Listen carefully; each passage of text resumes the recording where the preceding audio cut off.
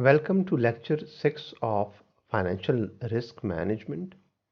We are continuing our discussion on the topic of interest rate risk.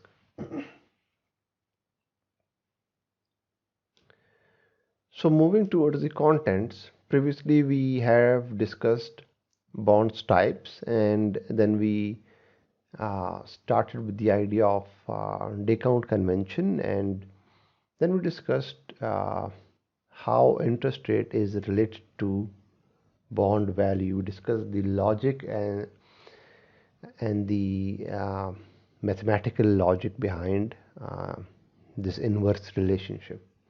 Now we are going to discuss price risk and reinvestment risk, and we are going to see how or which type of bonds have higher interest rate risk. So we explored this definition. Then we said that bond prices are inversely related. Now the interest rate risk depends on two things. Remember, we said we are going to understand which type of bond have a higher interest rate risk. So it depends on two things. One is the time to maturity.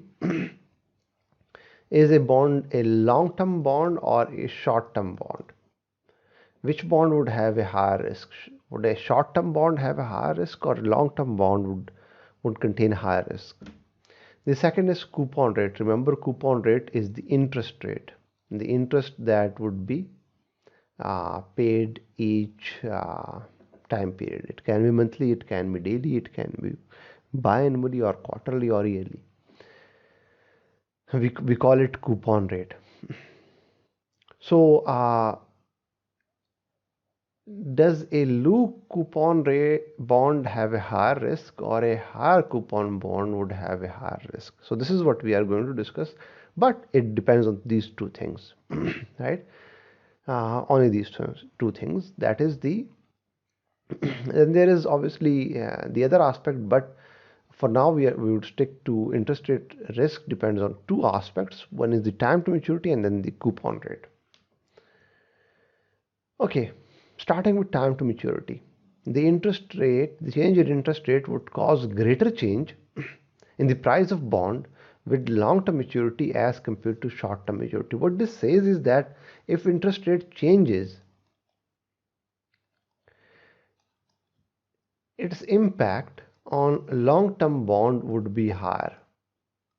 The change in interest rate would cause a higher price change in a long-term bond as compared to a short-term bond. So obviously, if interest rate changes, the short-term bond would also be affected, but the effect would be higher in long-term bonds as compared to short-term bonds. So which one is more riskier? Is a short-term bond more riskier or long-term bond? It says that long-term bond is more riskier, specifically with regard to interest rate changes. Okay, so to mathematically make you understand this idea, suppose the interest rate initially is 10%. So we assume that there is an interest rate currently which is 10%, and then we are going to assume two more scenarios. If interest rate decreases to 8% and interest rate increases to 12%. So what would happen to bond value if interest rate decreases to 8%, and what would happen to the bond value, both to the short term and to the long term bond value, if interest rate increases to 12%? Okay, so a 1-year discount bond, which is a short term bond, and remember we are talking about a discount bond. It is just to understand this example, it also holds towards the coupon bond, but to simplify this idea, we are sticking with the non-coupon or zero coupon or the discount bond. Its price when the bond would mature would be 110 rupees or dollars. A 5-year discount bond would have a maturity price of 161. So this is the formula that we had discussed in our previous lecture, which was bond value is equal to payment at the maturity, which would be face value divided by 1 plus r raised to power n, and this r stands for market interest rate, whereas n stands for number of time periods. Okay, so let's explore. So we have a 1-year zero coupon bond, which is a short-term bond, and a 5-year zero coupon bond, which is a long-term bond. For each bond, we are going to calculate its value. So its face value is 110. Let's assume the base case, which is 10% interest. If interest rate is 10%, what would be the bond value? The bond value would be 110 divided by 1 plus the interest rate, and uh, because it is a 1-year coupon bond, zero coupon bond, so the n would be 1. So we find that its value is 100. Its current value, its intrinsic value is 100. So at 10%, this 1-year bond would have a value of 100. What about long-term bond? Again, we calculate its intrinsic value, 161 divided by 1 plus r raised to power 5, because this is a long-term bond whose maturity is 5 years. So we take n as 5. So its current value is also 100. So now we are going to see, so both bond in this hypothetical scenario have the same value at 10%. This is taken because we want to see that if we change the interest rate, what would happen to the value of 1-year bond and a 5-year bond. So let's assume that the interest rate decreases from 10% to 8%. We again calculate the bond value of this 1-year bond at 8% using the same formula, and we get that the bond value is 101.85. We calculate the bond value of this 5-year bond and we get the value of 109. So we remember we previous lecture we discussed that if interest rate decreases, then the bond value would increase. We are saying that when interest rate decreased from 8% to from 10% to 8%, the bond value of short-term bond increased. Its value would increase. There is an inverse relationship. It increased to 101.85, whereas the 5-year bonds value increased to 109.61. So the simple question is, if interest rate changes from 10% to 8%, which bond is more sensitive? Let me repeat, which bond is more sensitive towards interest rate? Is it the short-term bond or a long-term bond? Obviously it is a long-term bond, because the price change due to the same percentage change in the interest rate, the price or the value change of long-term bond was higher.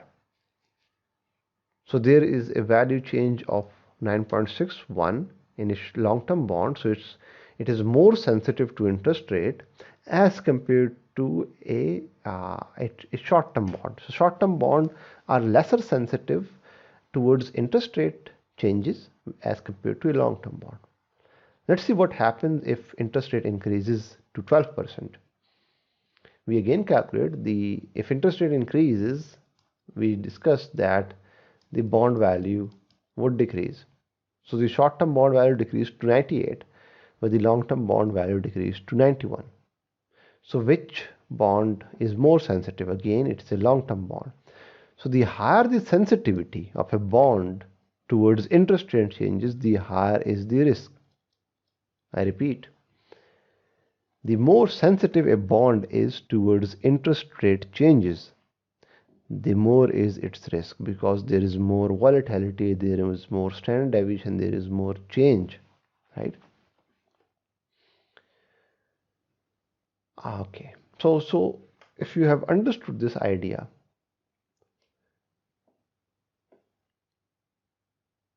then we move towards the second aspect, which is the effect of coupon rate on bond price.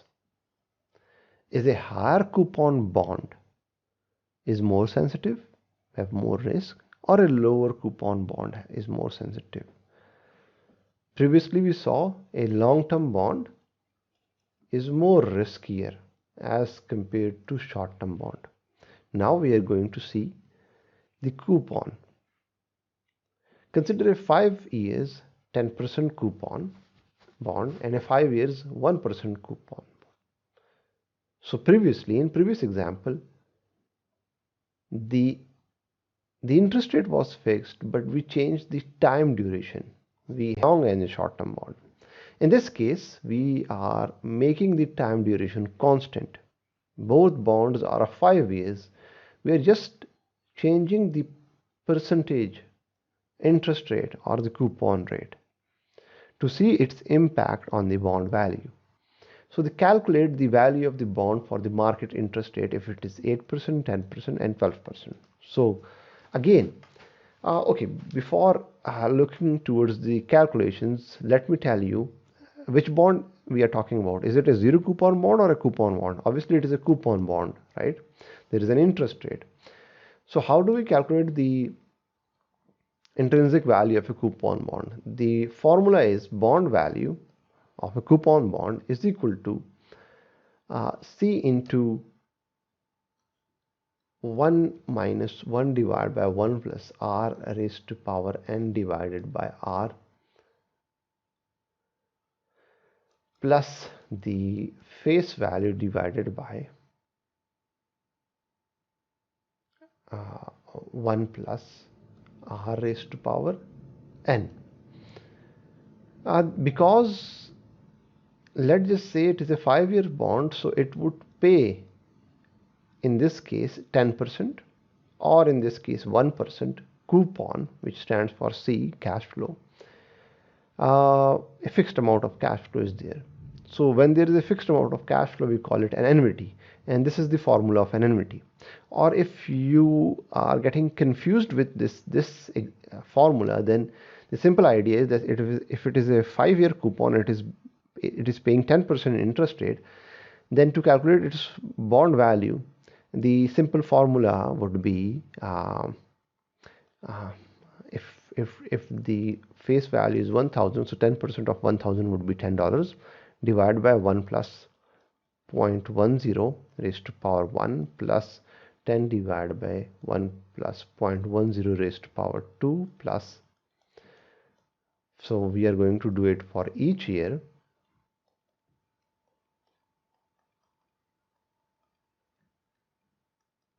And in last year, we are going to get a interest amount of $10 plus we are going to get back the 100 rupees of our principal amount divided by 1 plus 0.10 raised to power 5, right? So in this way, if we calculate, if we simplify this formula, we estimate this formula, we would get the bond value of a coupon bond. We are doing nothing but finding the present value of all the future cash flows that we are going to receive from this bond and discounting them, finding the present value. So let me clear this and let me show you the formula that I have written. It is the same formula that we just discussed.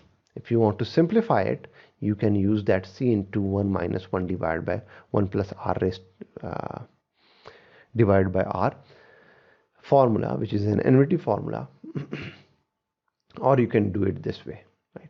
So this is the value of the bond for a 5 years 10% coupon bond. This is the value of the bond for 5 years 1% coupon bond. Remember, in the last year we would get 110 rupees. The principal amount is 100 and the 10 rupees of the interest amount, and in 1% coupon bond we would just get 1% interest rate. So let's see what would happen. Now we have the formula, we know how to calculate. Let's see what would happen to the value of this bond. So the same formula is written. We are just changing the denominator as we did in previous example. So if interest rate is 10%, this bond value would be 100. If interest rate decreases to 8%, its value would be 107.99. This is a 10% coupon bond. Similarly, we have done these calculations for a 1% coupon bond. So which bond's value is changing rapidly or which bond is more sensitive, we need to find the percentage change. What is the percentage change? And when we find the percentage change, we would compare the percentage change of a 10% coupon and 1% coupon. So when interest rate changes from 10% to 8%, the change in value of a 10% coupon bond is 7.99. How did we knew that? The difference between 107.99 and 100 is 7.99 divided by the principal amount. The percentage change is 7.99. Similarly, if interest rate changes from 10% to 12%, what is the change? It is 92.79. So the percentage change is minus 7.29. We did the same for 1% coupon bond. Now we need to see which bond is more sensitive. The higher the percentage change, the higher would be the sensitivity. We can see that when interest rate changes from 10% to 8%, the 1% coupon bond's price increases by 9%, but the 10% coupon price increases by 8%, almost 8%. So which is more sensitive? This one. Similarly, when interest rate increases from 10% to 12%, the 1% coupon bond's price changes by 8.39 percentage. It decreases by 8.39 percentage. Whereas in case of 10% coupon bond, its price decreases just by 7%. Again, which bond is more sensitive? It is the 1% coupon bond. So the idea is that which is more sensitive?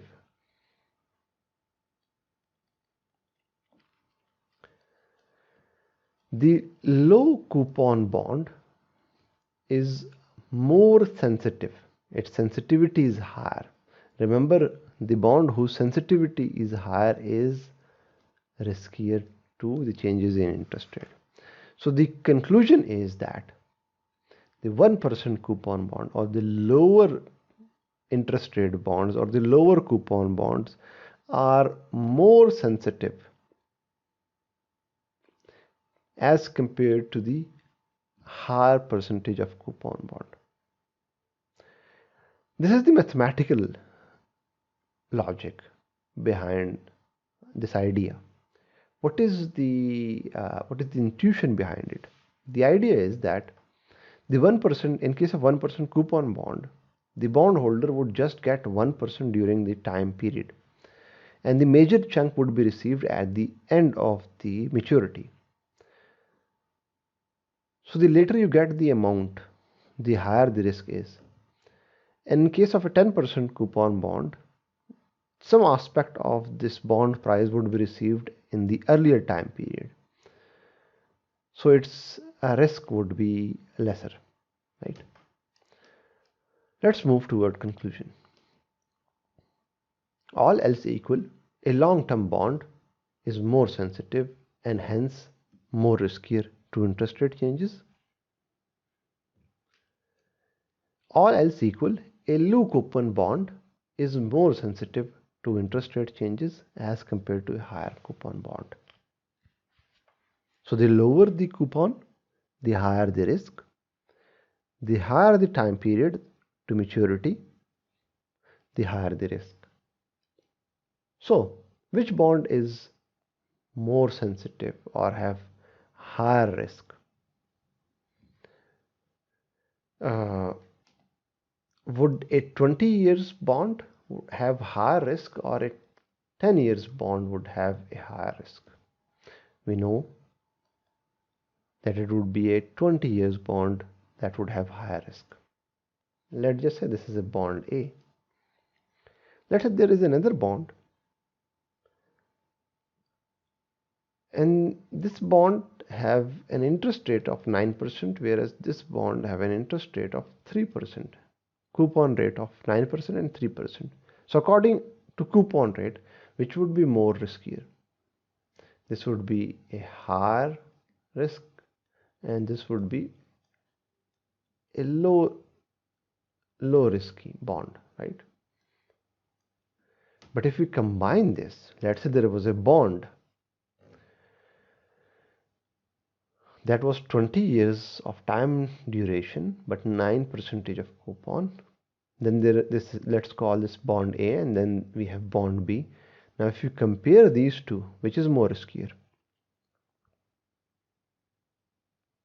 You cannot say bond A is more riskier, although it is riskier from the time duration point of view, but it is lesser riskier from the interest rate point of view. You cannot say bond B is more riskier, because although it is higher riskier from the interest rate point of view, but the risk is low from the time duration point of view. So now you are getting the idea. In these kind of scenarios, in what I mean to say, in simple scenarios when the time duration changes but let's just say interest rate remains the same, then we can simply say that these both bonds have the same interest rate, but this bond have higher duration maturity, then so this bond is higher riskier. Or when the time duration is fixed, so in these cases both bonds are of 5 years maturity. This one have a 9% interest rate and this one have a 3% interest rate, so obviously this one is higher toward the higher risk spectrum, because the time duration is same but the interest rate or the coupon rate is lower, so the risk is higher. But if we get these kind of a situation where neither the time duration of both these bonds are fixed or similar, or the interest rate similar, then it is difficult to get an idea which bond is more riskier. So for this we have a kind of analysis which is called a duration analysis. And what this duration analysis would do is it measures the interest rate risk. Simple as that. So duration analysis measures the fixed income sensitivity to interest rate changes. The simple idea is that it measures the interest rate risk. So if we run a duration analysis, we are going to understand how do we calculate this duration analysis, how do we find duration analysis, how do we perform duration analysis. In our future videos, we would be able to understand which of these bonds, either bond A is more riskier or bond B is more riskier. For now, we cannot say which one is more riskier. Okay. Price risk and sensitivity risk, reinvestment risk, sorry. What is price risk? Bonds price are inversely related to interest rate risk. That is, there is a negative relationship. So if interest rate increases, bond price decreases. This is what we have been discussing throughout this lecture and the previous lecture. There is a negative relationship. This is what we call price risk. Why we call it price risk? Because interest rate affects the price of the bond or the value of the bond. So price risk is the risk that the price of the bond would decrease due to increase in increase in interest rate, or the value of the or price of the bond would change due to change in interest rate. Then we have reinvestment risk, the risk that the bond future coupon will have to be invested in lower interest rate. What this means is that if we say interest rate is 10% in 2019, you bought a bond. In 2020, the interest rate have decreased to 5%. So when interest rate decreases, what would happen to the price of the bond? It would increase. But there is another risk, which is that during this 1 year you have earned a 10% interest rate. Let's just say you do not need this amount. You are going to reinvest this amount, right? But if the interest rate decreases, there is a risk that this reinvested value, this reinvested amount would have to be invested at a lower interest rate, right? So the risk that the bond future coupons, this is the future coupon, the amount that we are getting as an interest amount, will have to be invested at a lower interest. There is a positive relationship. If interest rate increases, the reinvestment value increases. Why? Because previously, if interest rate was 5% and now interest rate is increased to 10%, now whatever you have earned in previous year could be reinvested at a higher percentage of interest rate. So there is a positive relationship. If the interest rate increases, the reinvestment value increases. If interest rate decreases, the reinvestment value would decrease, as was in this case. So this is the reinvestment risk. The risk that the future coupon would have to be invested at a lower interest rate. So there is a negative relationship between interest rate and price, but there is a positive relationship between interest rate and the reinvestment amount. So let's move towards this duration analysis. Remember, we said that we are going to use this duration analysis to understand how much is the risk, to quantify the risk of the interest rate. So duration analysis measures the fixed income sensitivity. Remember, if sensitivity is higher, risk would be higher, right? So if we measure the sensitivity, we in turn measure the risk.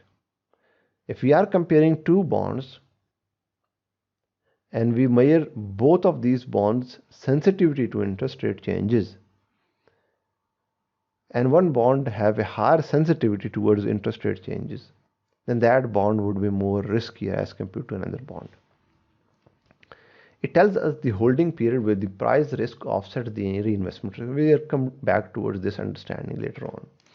It's expressed in number of years, and a bond with higher duration would be more riskier. If we calculate a duration, when we do duration analysis, what we do is we calculate a duration. This duration would be in years. It would give us a value in number of years. The higher is this duration, the higher is the risk. Let's look at the methods of duration analysis. So we have two methods of duration analysis. One is called Macaulay duration, and second one is called modified Macaulay duration. Okay. So Macaulay duration was introduced by Frederick Macaulay in 1938 and gives us the weighted average maturity in number of years. And the formula is Macaulay duration is equal to T into C divided by 1 plus R raised to power T plus N into M divided by 1 plus R raised to power N divided by bond price. This bond price is the price that we calculate from the formula that we discussed in previous videos.